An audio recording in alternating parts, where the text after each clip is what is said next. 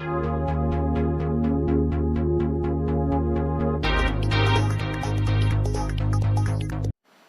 Morning students, Shyam Kumar Chaurasia classes में आपका बहुत बहुत स्वागत है। और आज के क्लास में हम लोग उस तरह के सेंटेंस का पेशिव बनाना सीखेंगे जिस सेंटेंस में is, am, are, was, were, has, have, had के बाद इन्फिनेटिव का प्रयोग हुआ। तो आइए हम देखते हैं कि उस तरह के इन्फिनेटिव वाले सेंटेंस को हम किस तरह से पैसिव वॉइस में चेंज करते हैं। तो आज का टॉपिक है इन्फिनेटिव वाले सेंटेंस का पैसिव वॉइस करना। इन्फिनेटिव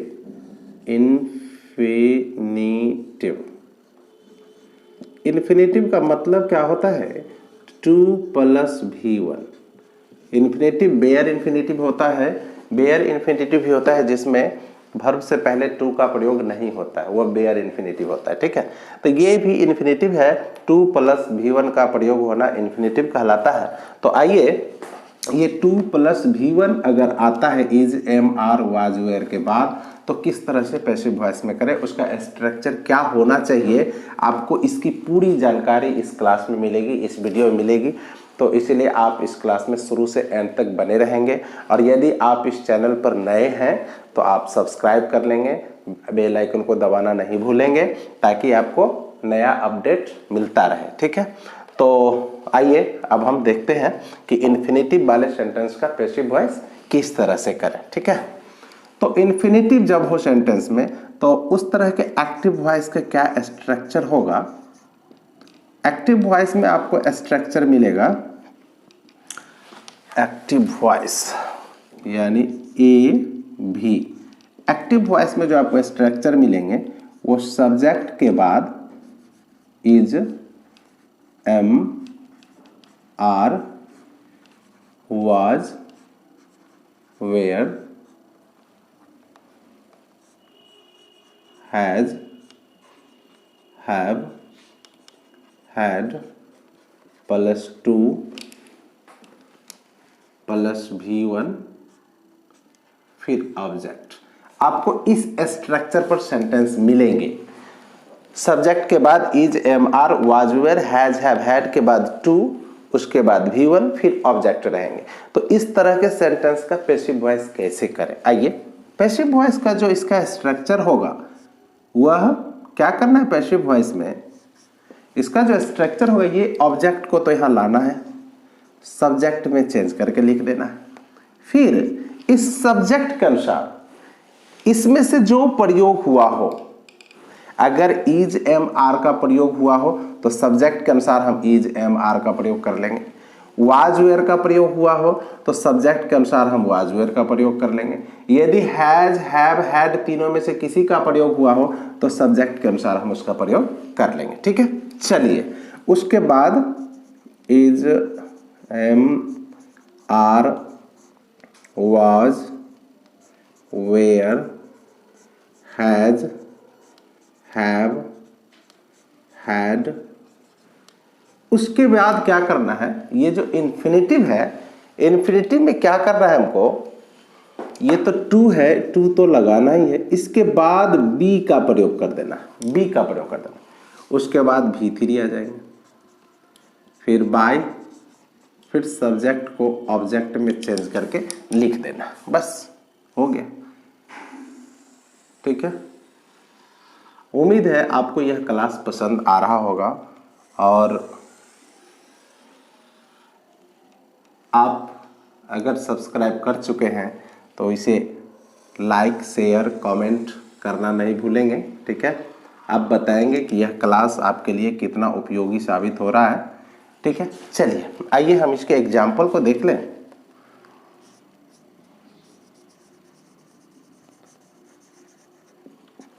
अगर सेंटेंस में है आई, एक्टिव वॉइस में अगर है I am to do this work, इसका हिंदी मीनिंग क्या होता है? इसका हिंदी मीनिंग होता है मैं इस काम को करने वाला हूं, इस काम को करने वाला हूं, या मैं इस काम को करने को हूं या मैं इस काम को करने पर हूं, यानी काम अभी हुआ नहीं है लेकिन बहुत जल्दी ही काम शुरू होने वाला है। ठीक है, सब्जेक्ट के द्वारा काम की शुरुआत बहुत जल्दी होने वाली है, इसलिए इसमें टू प्लस इन्फिनेटिव का प्रयोग होता है। तो हम अगर इस स्ट्रक्चर से मैच करें तो इसमें सब्जेक्ट आई हो गया, इसमें वर्ब जो है एम का प्रयोग हो गया, फिर यहाँ इन्फिनेटिव हो गया, टू प्लस V1 आ गया, फिर ऑब्जेक्ट है यहाँ पर। ठीक है, वर्क यहाँ पर ऑब्जेक्ट है और दिस क्या है, दिस है डेमोन्स्ट्रेटिव एडजेक्टिव। ठीक है, तो डेमोन्स्ट्रेटिव एडजेक्टिव जो पार्ट्स ऑफ स्पीच है इसके बारे में भी अगर आपको जानकारी होगी तो अच्छी बात है, नहीं जानकारी होगी तो आप मेरे प्लेलिस्ट में जाएंगे तो आपको पूरा डिटेल्स मिलेगा इसका कि आई क्या है, आई प्रोनाउन है, एम क्या है, टू क्या है, डू क्या है, दिस क्या है, वर्क क्या है, हर एक चीज का फुल एक्सप्लेनेशन आपको मिलेगा। ठीक है, तो आइए हम इसके पैसिव वॉइस को देखते हैं। पैसिव वॉइस जब चेंज करेंगे तो क्या करना होता है, पैसिव वॉइस में करते समय ये जो ऑब्जेक्ट है इसको पहले लिखते हैं, तो हम लिखेंगे यहाँ पर डेमोन्स्ट्रेटिव एडजेक्टिव जो है दिस, इसको लिखेंगे दिस वर्क। ठीक है, दिस वर्क यहाँ पर एम का यूज हुआ यानी प्रेजेंट टेंस में है, तो एम का जब प्रयोग हुआ है तो दिस वर्क के साथ हम इज का प्रयोग कर लेंगे। ठीक है, ये तीनों में से ये तीन कैटेगरी है, एम इज आर, नहीं चार कैटेगरी कर सकते हैं। ये हैड तो सबके साथ होता है। ठीक है, हैज हैव के लिए फर्स्ट पर्सन और सेकेंड पर्सन के साथ हम हैव का प्रयोग करते हैं और थर्ड पर्सन सिंगुलर नंबर वाले सब्जेक्ट के साथ हैज का प्रयोग करते हैं। ठीक है, और वाज वेयर में सिंगुलर सब्जेक्ट के साथ हम वाज का प्रयोग करते हैं और प्लूरल सब्जेक्ट के साथ वेयर का प्रयोग करते हैं। इज एम आर वाले कैटेगरी में क्या करना है कि आई एकलौता सब्जेक्ट है जिसके साथ हम एम का प्रयोग करते हैं, सिंगुलर सब्जेक्ट के साथ इज का प्रयोग करते हैं और प्लूरल सब्जेक्ट के साथ आर का प्रयोग करते हैं। ठीक है, तो दिस वर्क के साथ हम इज का प्रयोग कर लेंगे। ठीक, उसके बाद क्या करना है, दिस वर्क इज, उसके बाद यहाँ टू बी है, टू बी, उसके बाद V3 डालना है, वर्ब है डू और इसका V3 हो जाता है डन, और उसके बाद यहाँ पर बाय का प्रयोग कर लेंगे, फिर मी हो जाएगा, यानी this work is to be done by me. कोई दिक्कत नहीं है। चलिए दूसरे एग्जाम्पल की ओर देखते हैं। एक्टिव वॉइस में अगर है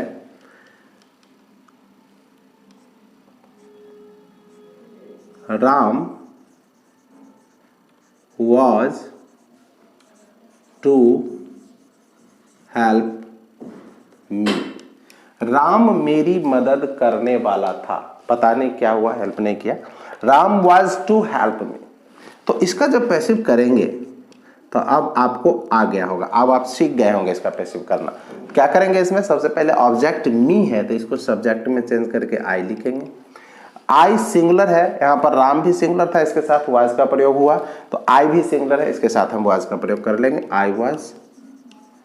उसके बाद ये टू है, टू के साथ हम बी का प्रयोग कर लेंगे, to be, I was to be. उसके बाद थर्ड फॉर्म का यूज करेंगे, तो हेल्प का थर्ड फॉर्म क्या होता है, हेल्प्ड हो जाता है, हेल्प्ड। उसके बाद बाय लगाएंगे और बाय के बाद फिर यहाँ पर राम का प्रयोग कर लेंगे।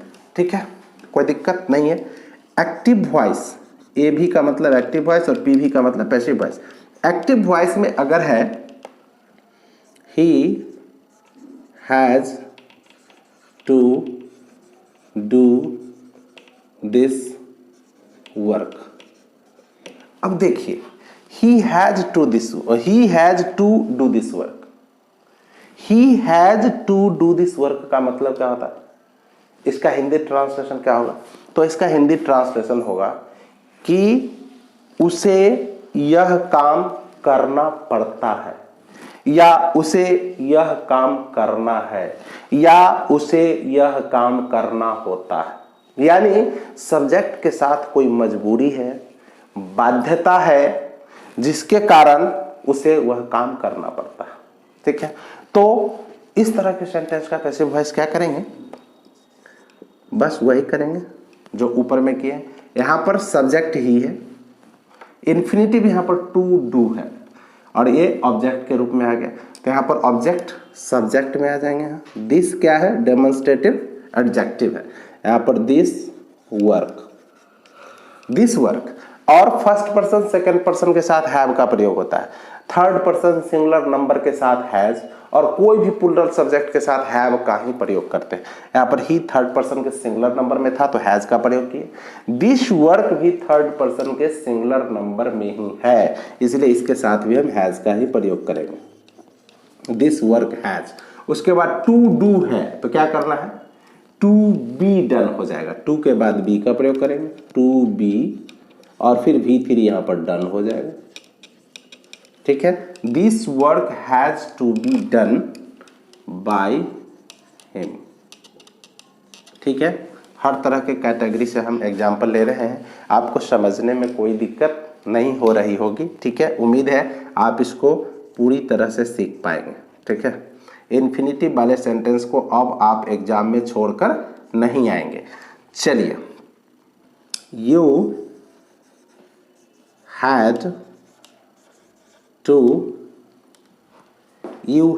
to wash your cloth.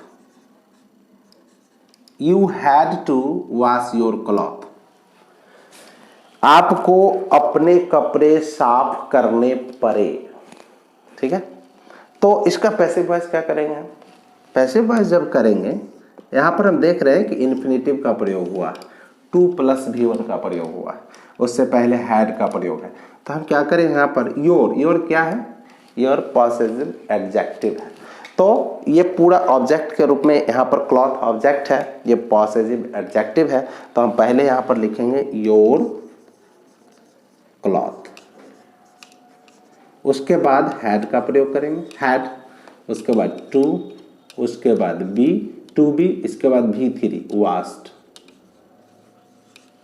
Your cloth had to be washed by you. ठीक है, एक्टिव वॉइस में अगर है he is to buy a car, वह एक कार खरीदने वाला है, या वह एक कार खरीदने को है, या वह एक कार खरीदने पर है। यानी बेचारे ने कार नहीं खरीदा है अभी तक, लेकिन बहुत जल्दी ही कार खरीदने वाले हैं। तो इसका पैसिव वॉइस जब करेंगे तो क्या हो जाएगा, पैसिव वॉइस में यहाँ पर ऑब्जेक्ट के रूप में क्या आया है, कार आया है। मतलब सब्जेक्ट क्या है, ही है, इज वर्ब हो गया, टू बाय क्या हो गया, इन्फिनिटिव हो गया, ए क्या हो गया, आर्टिकल हो गया, और कार क्या हो गया, नाउन हो गया। तो यहाँ पर ये ऑब्जेक्टिव केस के रूप में आया है। तो ऑब्जेक्टिव इसको हम सब्जेक्ट बना लेते हैं, ए कार, ए कार, ए कार सिंगुलर है, ही भी सिंगुलर है, इसके साथ इज का प्रयोग हुआ है, तो ए कार भी सिंगुलर है, इसके साथ इज का प्रयोग होगा। ठीक है, उसके बाद क्या करना है, यहाँ टू है तो टू डालना है, टू के बाद बी का प्रयोग करना है, ए कार इज टू बी, और बाय का यहाँ पर थर्ड फॉर्म क्या हो जाएगा, बॉट हो जाएगा, बॉट बाय हिम। ठीक है, यानी ये 4 कैटेगरी में है। यहाँ पर इज एम आर का यूज हुआ है तो इसी में से आपको यूज करना है। वाज वेयर का यूज हुआ है सेंटेंस में तो वाज वेयर का ही प्रयोग करना है। यदि हैज हैव का यूज हुआ है तो हैज हैव का प्रयोग करना है, नहीं हैड का अगर प्रयोग हुआ है तो हैड का ही प्रयोग करना है। ये 4 कैटेगरी में है, जिसका प्रयोग एक्टिव में हुआ हो उसी के आधार पर हमें पैसिव में भी यूज करना है। ऐसा नहीं कि इज एम आर का यूज हुआ है तो हम वाज वेयर प्रयोग कर देंगे तो गलत हो जाएगा, हैज हैव का यूज हुआ है तो हम हैड का प्रयोग कर देंगे तब भी गलत हो जाएगा। यहाँ पर एम का प्रयोग हुआ है तो एम वाले कैटेगरी से ही लिया गया है, किसको, इसमें इज को।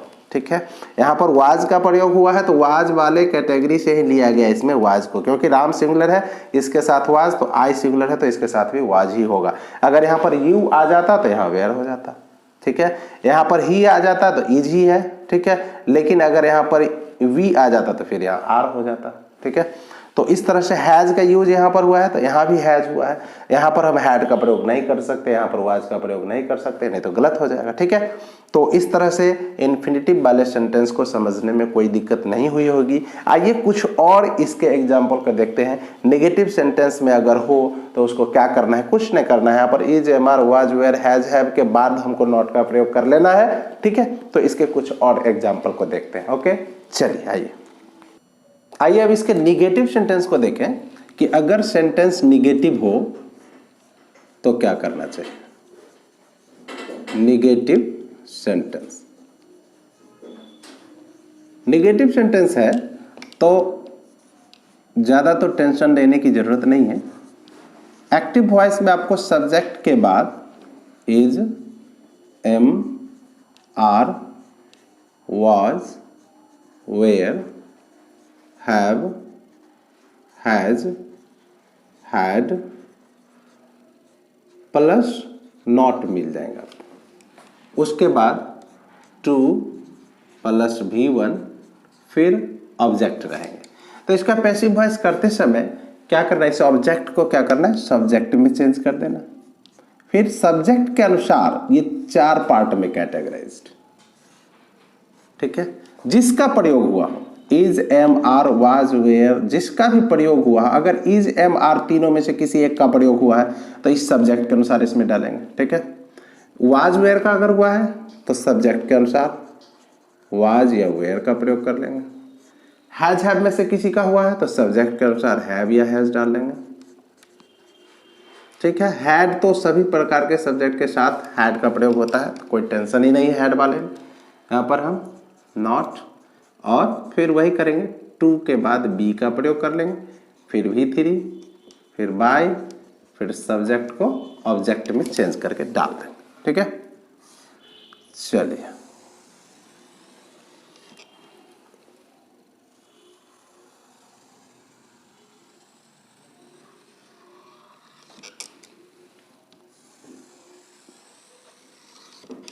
आइए इसके एग्जाम्पल को देखें।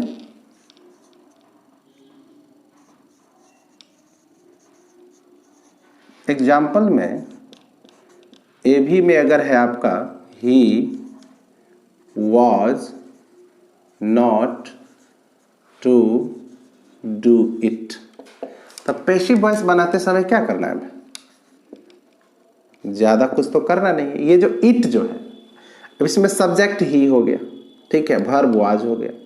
ठीक है, नॉट के बाद टू का यूज होना चाहिए इसमें, नॉट टू डू इट। अब ये इन्फिनेटिव हो गया, ये सब्जेक्ट है, ये वर्ब है, और यहाँ पर नॉट नेगेटिव है, फिर ये क्या है, इन्फिनेटिव है, ऑब्जेक्ट यहाँ पर ये है। तो यहाँ पर इट सब्जेक्ट बन जाएगा, इट के साथ was, not to be done by him. ठीक है, चलिए एक दो और एग्जाम्पल देख लेते हैं। ए भी में अगर है they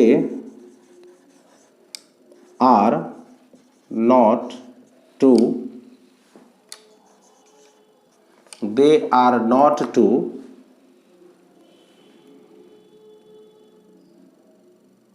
help me, they are not to help me.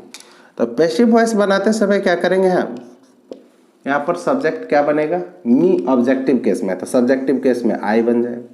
दे के साथ आर का यूज हुआ है, तो आई के साथ दे के साथ आर का यूज हुआ है, तो इसमें से हम उठाएंगे तो आई के साथ किसका यूज होगा, एम का। यहाँ पर एम लिखेंगे, आई एम नॉट, उसके बाद टू के बाद बी लगा देंगे, helped bye them.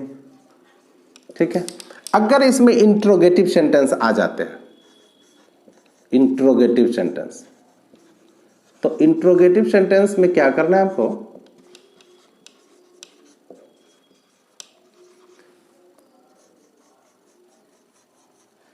Interrogative sentence में आपको क्या होगा, सब्जेक्ट से पहले is, am, are, was, were, has, have, had, किसी का भी प्रयोग सब्जेक्ट से पहले होगा। पैसिव वॉइस बनाते समय भी वही करना है। एग्जांपल देख लेते हैं। एक्टिव वॉइस में अगर है am, I, not to help you. तो यहां पर आई के लिए एम का यूज हुआ है, ठीक है। ऑब्जेक्टिव केस में क्या है, यू है, तो यू के साथ हम किसका प्रयोग करेंगे, इसी तीन में से लेंगे, क्योंकि यहां पर एम का यूज हुआ तो एम यहां है, तो इसी तीन में से हम कोई एक का यूज करेंगे। तो क्या हो जाएगा, यहां पर यू के साथ आर का यूज हो जाएगा। तो हम पहले आर लिखेंगे, फिर यहाँ पर ऑब्जेक्टिव केस को यहाँ सब्जेक्टिव में चेंज कर देंगे, आर यू, नॉट है नॉट लिखेंगे, टू के बाद बी का प्रयोग करेंगे, फिर V3 हो जाएगा हेल्प्ड, फिर बाय, फिर मी, ठीक है। Are you not to be helped by me, कोई दिक्कत नहीं है। चलिए एक्टिव वॉइस में अगर है was he not to vex them, was he not to vex them, तो क्या करेंगे पैसिव वॉइस में, पैसिव वॉइस जब बनाएंगे तो ही के साथ यहाँ पर was का यूज हुआ, ठीक है। तो यहाँ पर सब्जेक्ट में ऑब्जेक्टिव केस में them है, इसका जब सब्जेक्टिव केस में लाएंगे तो दे हो जाता है, और दे के साथ वेयर का प्रयोग होता है। तो पहले हम वेयर कर देंगे, वेयर, फिर क्या करेंगे, वेयर के बाद किसका प्रयोग करेंगे, दे का, वेयर दे, उसके बाद नॉट टू बी, V3 हो जाएगा वेक्स का वेक्स्ड, बाय हिम, ठीक है। तो यहाँ तक उम्मीद है कि कोई दिक्कत नहीं होगी। एक WH भी देख लेते हैं, why has he not to help you. Passive बनाएंगे तो क्या करेंगे, इसमें यहाँ पर यू ऑब्जेक्टिव केस में, इसका जब सब्जेक्टिव करेंगे तो यू ही होगा, और यहाँ पर सबसे पहले तो वाई का यूज करेंगे, वाई के बाद यहाँ पर हैज आया है ही के लिए, तो यहाँ पर यू के लिए हैव लाएंगे, फिर यू लिखेंगे, सेंटेंस निगेटिव है नॉट डालेंगे, फिर टू बी लिखेंगे, फिर V3 लिखेंगे हेल्प्ड, और उसके बाद फिर बाय लिखेंगे, और बाय के बाद यहाँ पर हिम का प्रयोग कर लेंगे, क्योंकि सब्जेक्ट में ही है, ठीक है। तो कोई दिक्कत नहीं होनी चाहिए इसको समझने में, और उम्मीद है कि अब आप इन्फिनेटिव वाले सेंटेंस का पैसिव वॉइस करने में कोई गलती नहीं करेंगे। और यदि आप अभी तक सब्सक्राइब नहीं किए हैं मेरे चैनल को, तो प्लीज़ सब्सक्राइब माय चैनल। इसको आप शेयर करना, कमेंट करना, लाइक करना नहीं भूलेंगे। Okay, thank you.